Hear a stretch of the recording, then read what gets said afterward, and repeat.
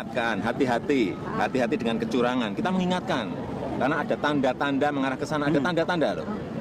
Ada tanda-tanda yang nggak usah saya sebutkan, tapi ada tanda-tanda mengarah ke sana. Seperti apa? Sehingga saya mengingatkan masyarakat semuanya untuk ikut mengawasi supaya tanda-tanda itu stop, sehingga semuanya menjadi sebuah pemilu yang jujur, yang fair. Presiden itu boleh loh kampanye, presiden itu boleh loh memihak. Kalau Pak Prabowo jadi 2029 kemungkinan Gibran naik Jadi capres malah. jadi capres. Dan kalau dia menang pasti 2 periode sampai 2039. 2039 itu Kaisang men. 2 periode sampai 2049. Gitu terus ya. 2049 itu Jan Etes.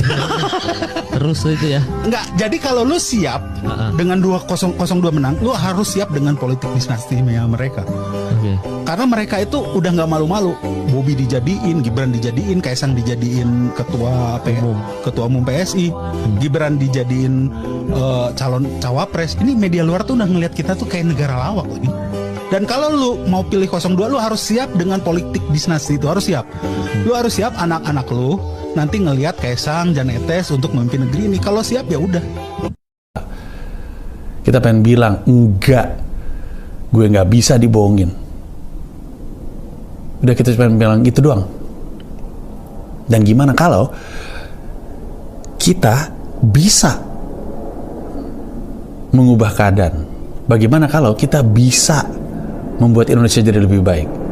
Gimana kalau kita kembalikan fitrahnya, bahwa harusnya bukan kita yang takut sama pemerintah, bukan kita yang takut sama buzzer-buzzernya. Kita kembalikan ini ke jalan yang benar. Kita bikin pemerintah yang takut sama kita, pemerintah yang mesti milih kata-kata ketika berhadapan dengan kita, pemerintah yang mesti hati-hati.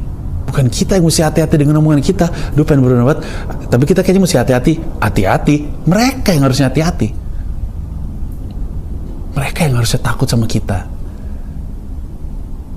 Karena Presiden Republik Indonesia kerjanya untuk kita. Ini adalah alasan kenapa kita bayar pajak, teman-teman. Karena duit kita udah dikasih. Duit kita punya hak. Kita punya hak untuk bersuara.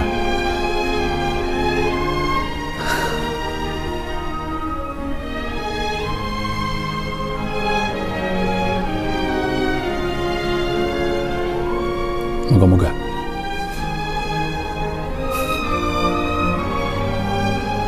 Cuman pengen bikin Indonesia lebih baik lagi aja. Gak punya negara lain kita. Gak punya tanah air lain. Lahir di sini, meninggal di sini. Tempat berlindung di hari tua.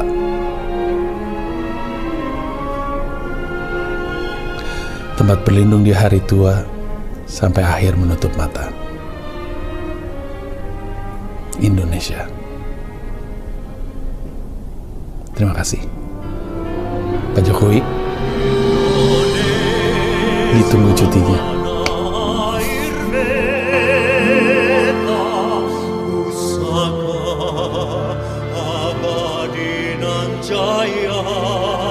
Semua orang itu yang tidak mendukung Prabowo itu ditekan habis-habisan, diancam karena korupsi isunya. Iya kan, isunya.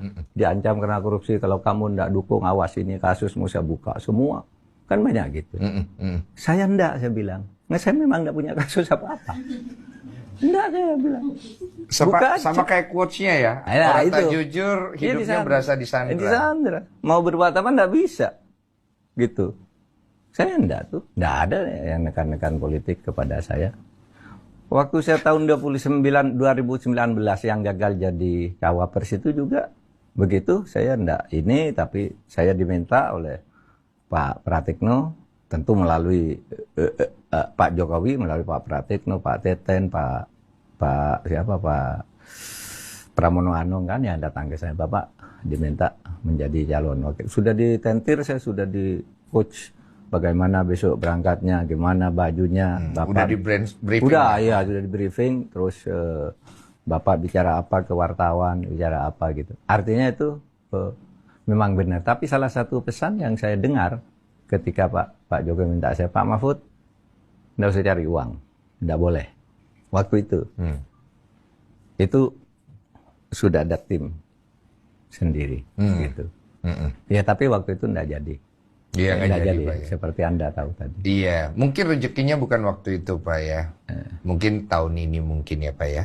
Iya, mungkin juga, tapi mungkin juga tidak, tergantung perkembangan. Tergantung ya. Harapannya begitu tentu saja. Harapannya Harapannya begitu. 2 putaran